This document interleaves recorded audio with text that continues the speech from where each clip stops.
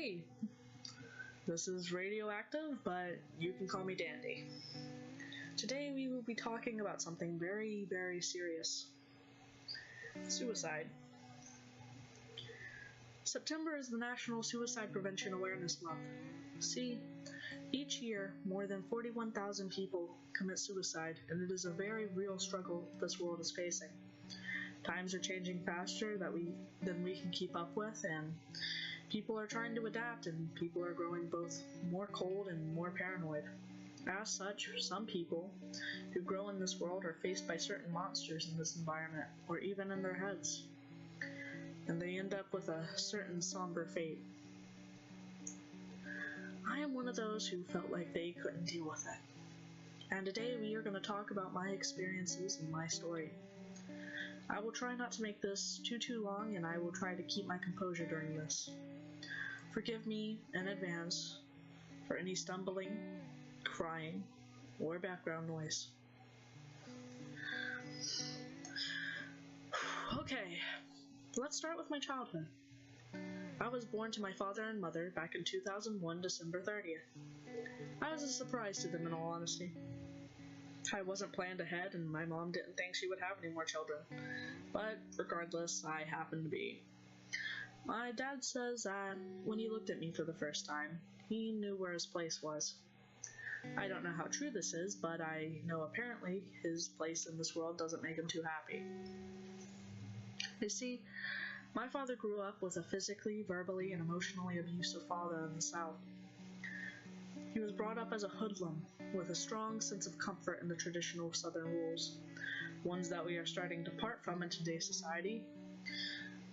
Perhaps it gave him a sense of order in the chaos that was his life. I don't know, but I know one thing. He didn't leave that home as a happy man. He met my mother, had me and my siblings, and I was raised in a drunken household. My father would regularly get in fights with my mother, occasionally going to jail. He would sometimes spank us for any mistakes, and sadly I made a lot of those. Me and my siblings became paranoid and fearful of our father. Sometimes we felt relieved when he and Mom had split up for the small moments that they would. They always ended up back together, however, and we just grew accustomed to this disorganized household. I, as a child, kept my head up and worked hard throughout elementary. I kept my brain busy with tons and tons of various hobbies, but as I grew older, things changed. I stopped distracting myself and started to think due to the influence of the neighbors. I realized this wasn't right. The treatment that was happening was not okay. At 4th grade, I fell into depression. Around this time, I also was starting to realize that I liked girls. I had a long-time crush on my best friend at the time, and it became unhealthy. As time went on, I became more and more toxic to others due to my father's switch to verbal abuse instead of spankings.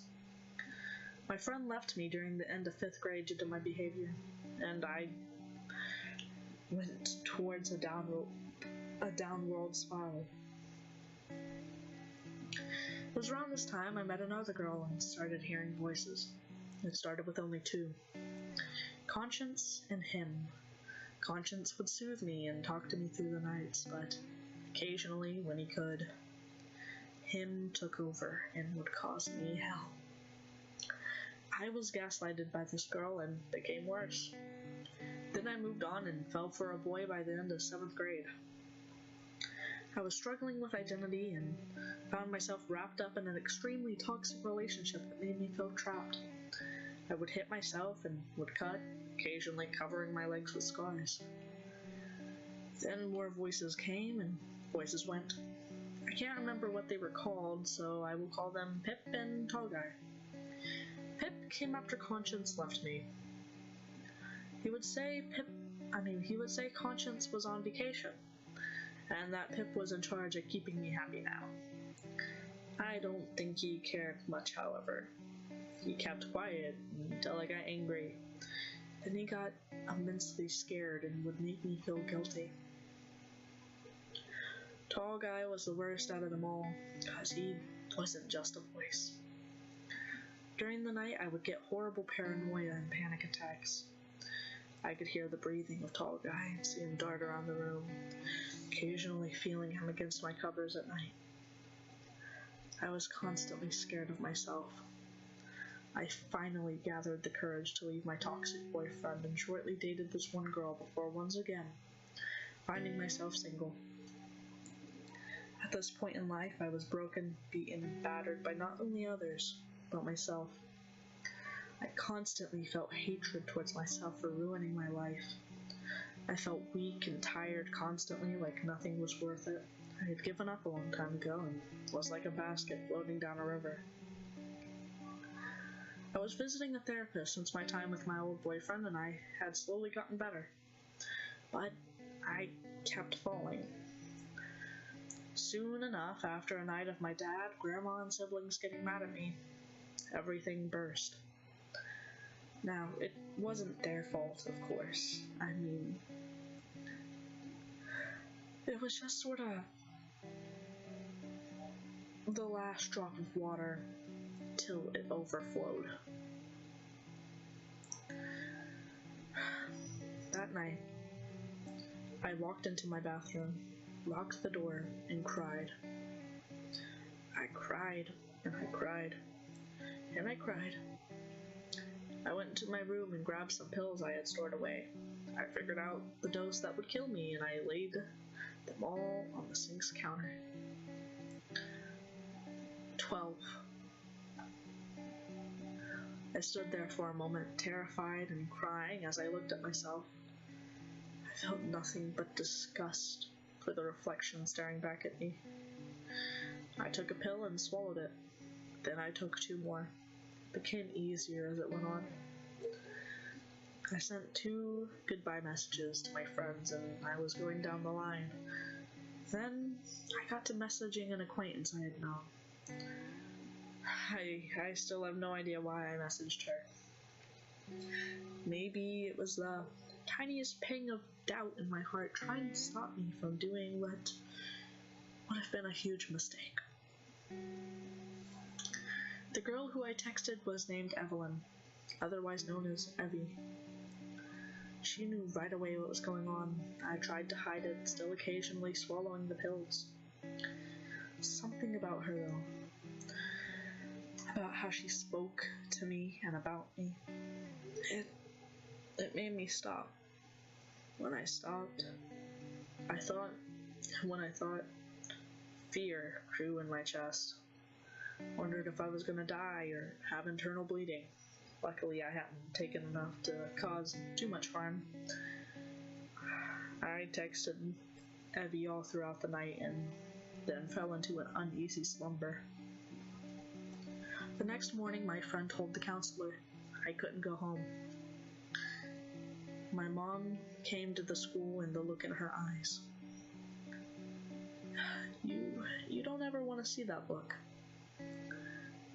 I eventually went home and my father talked to me for a long time, sympathizing with me and trying to tell me how much I meant to him. But his face said it all.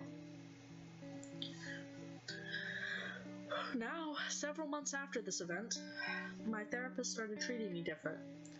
Due to the fact she had originally misdiagnosed me, and instead of treating me for adjustments disorder, she started treating me for major depression and anxiety.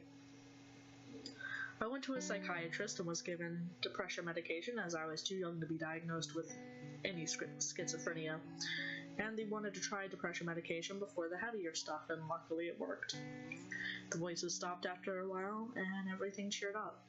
Oh, and if you're wondering at all about the girl who stopped me from doing it, she is now my girlfriend, and we have been in a healthy relationship for almost 7 months.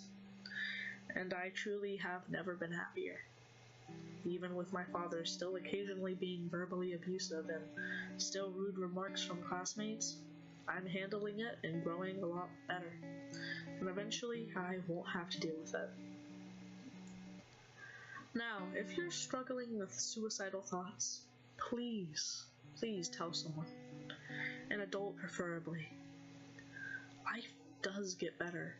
I know it takes a long time, but it will happen. You were strong for making it this far. Please remember, somebody out there cares about you. If you're just watching this video, I care about you. Please visit the websites in the description if you're struggling, and if you aren't, please look out for the ones that are. Just extend a friendly hand to whoever looks like they might need it. A small act of kindness can go a long way in a world like this. Thank you so much for watching and taking the time to listen. And goodbye. Hello! Anyways, this is me again, from the future. As I was rewatching, I noticed that it might be distressing to some if they start hearing me cry in this video, so I want you to understand that going over these memories was not a bad thing and did not harm me at all, and that I am okay, and that going over them did not distress me in any ways. I also wanted to tell you once again to please check the links in the description if you are struggling at all, and also if there is no music in the background of this video, I am so sorry. It was probably because my previous audio was too quiet and I couldn't do it without having music over. But I hope that you enjoyed. Please check the links in the description. I care about you, and have a good day. Makes me blue. Who put the poison in the water? Can't you see these kids? They are in school. And still I find myself in love with you. And here I find myself in love with you. And yet I find myself in love with you.